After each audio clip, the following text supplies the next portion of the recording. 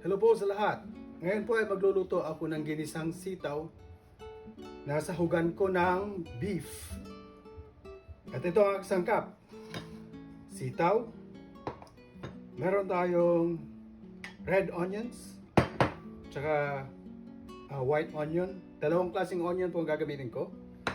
At ito kamatis. Ginger, bawang,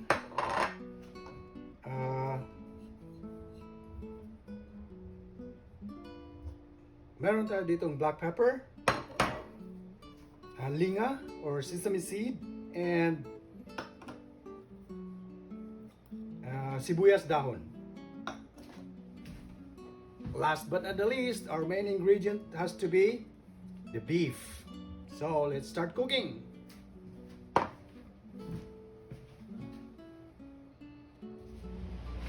Okay, oil.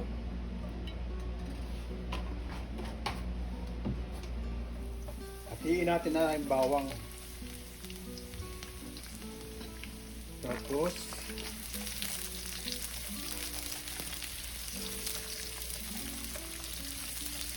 Tapos puting sibuyas.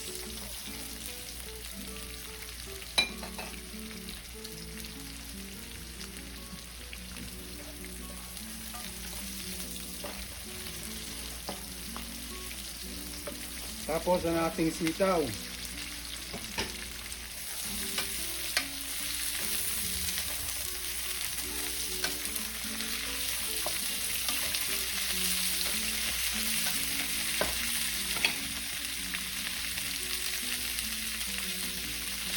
Tapos konting soy sauce. Konting-konti lang.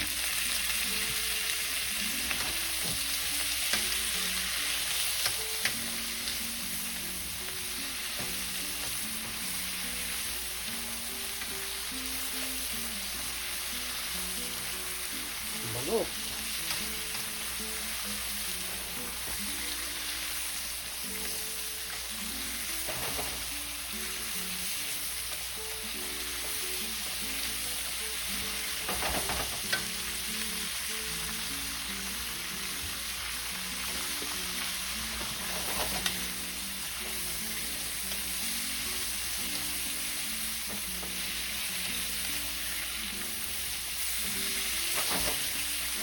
Yan, tapos i-set aside natin.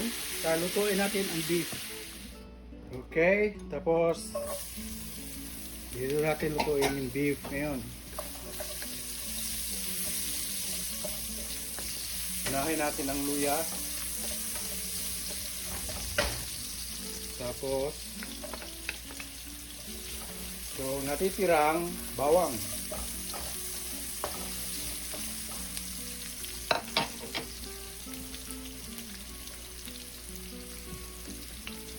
Tapos ang kamatis.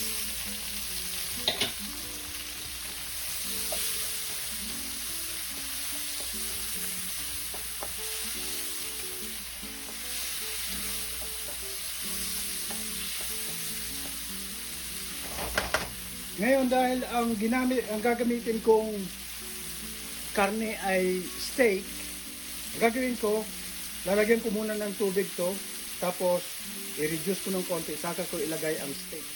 Pagka lutuin natin ng matagal ang steak, kukunat.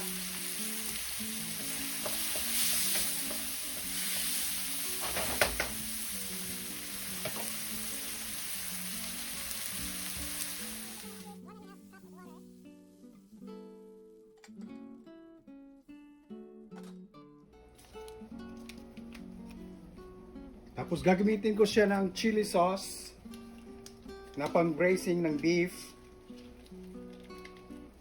Tapos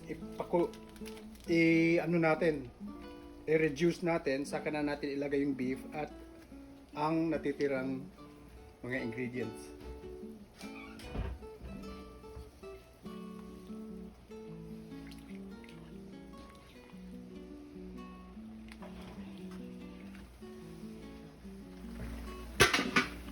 Okay po, reduce na. Kaya ilagay na natin ang ating beef cutlets.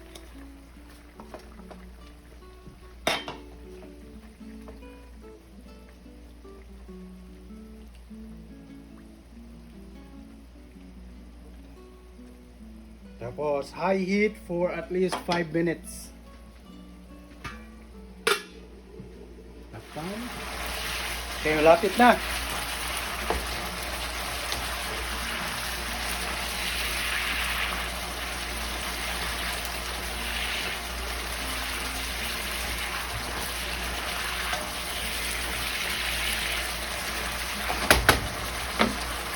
Dalawang minuto pa. Yan, ganitong consistency ang hinahanap ko. Parang matutuyo na siya. Kaya, ibalik na natin ang ating sitaw. At ang ating red onion.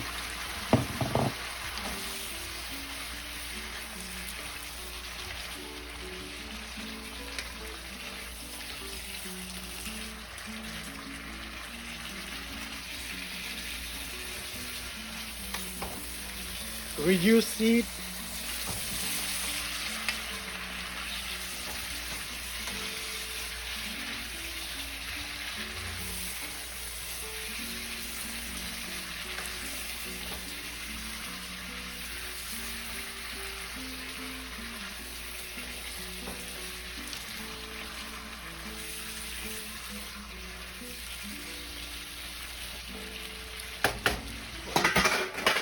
Lutuin natin ng 2 more minutes.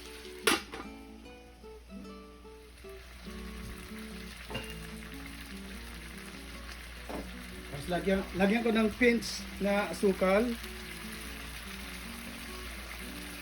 Tapos ang ating black pepper.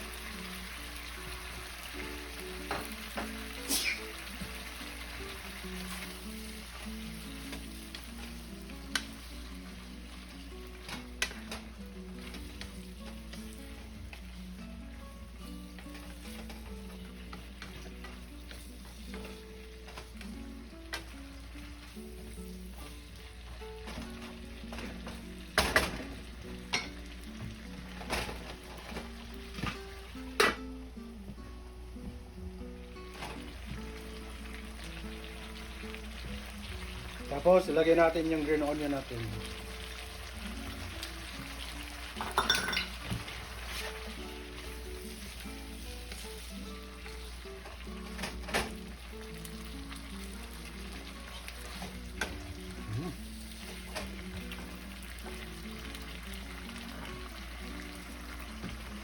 Konting kembot na lang, maluto na.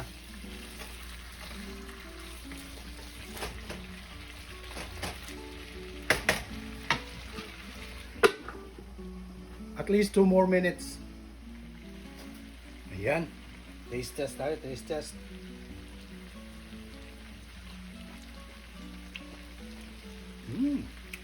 Sarap ah.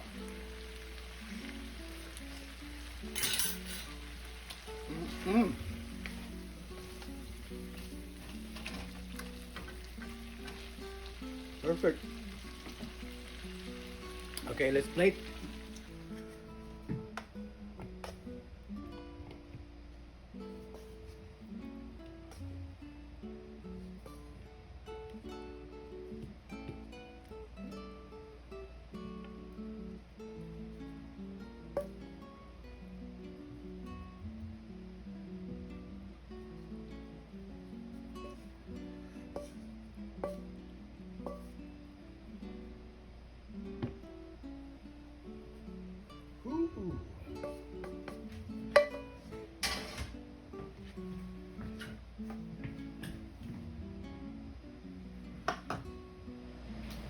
Tapos, lagyan ko ngayon ng garnish na linga or sesame seed sa taas.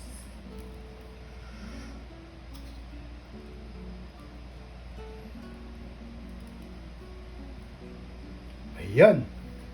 Done.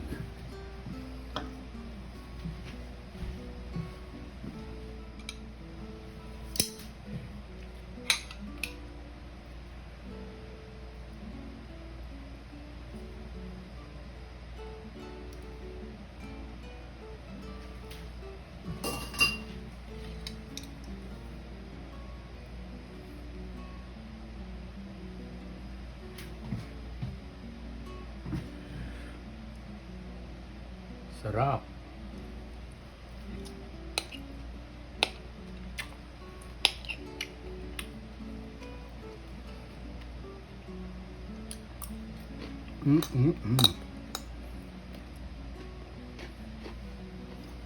Yan po. Enjoy!